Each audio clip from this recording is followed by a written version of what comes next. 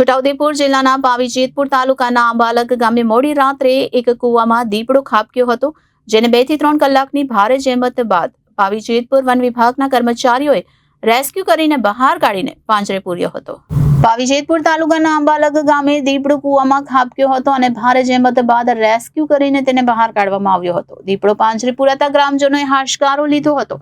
સૂત્રોના જણાવ્યા અનુસાર પાવીજેતપુર તાલુકાના જંગલોમાં ઠેર ઠેર વન્ય પ્રાણીઓ જોવા મળે છે।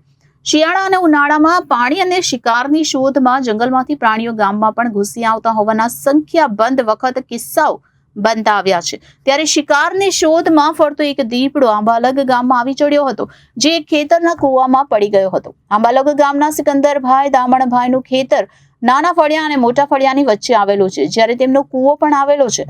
સવારના સમયે ખેતર માલિક સિકંદરભાઈ કૂવા પાસે જતા દીપડો નજરે પડ્યો હતો, ત્યારે તેમને આ અંગેની જાણ થઈ હતી। ત્યારબાદ ખેતર માલિક સિકંદરભાઈએ ગામના સરપંચને જાણ કરી હતી, ત્યારે સરપંચ દ્વારા વન વિભાગને અંગે જાણ કરાતા વન વિભાગના કર્મચારીઓ તરત જ આંબાલગ પહોંચી ગયા હતા।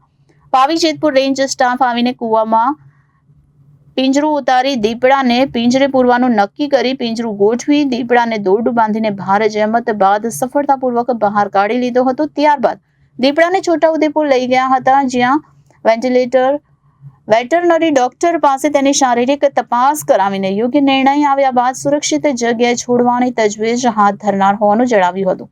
દીપડો કૂવામાં ખાબકવાની વાત વાયુવેગે આખા ગામમાં ફેલાઈ જતા ગ્રામજનોના ટોળા દીપડાને જોવા કૂવા પાસે ભેગા થઈ ગયા હતા। દીપડાને લઈને ગ્રામજનોમાં ભયનો માહોલ ફેલાઈ ગયો હતો, જ્યારે દીપડાને પિંજરે પુરાઈ ગયેલો જોતા જ ગ્રામજનોએ હાશકારો લીધો હતો। Reporter Faizan Khatri, Janadesh news, Chhota Udepur.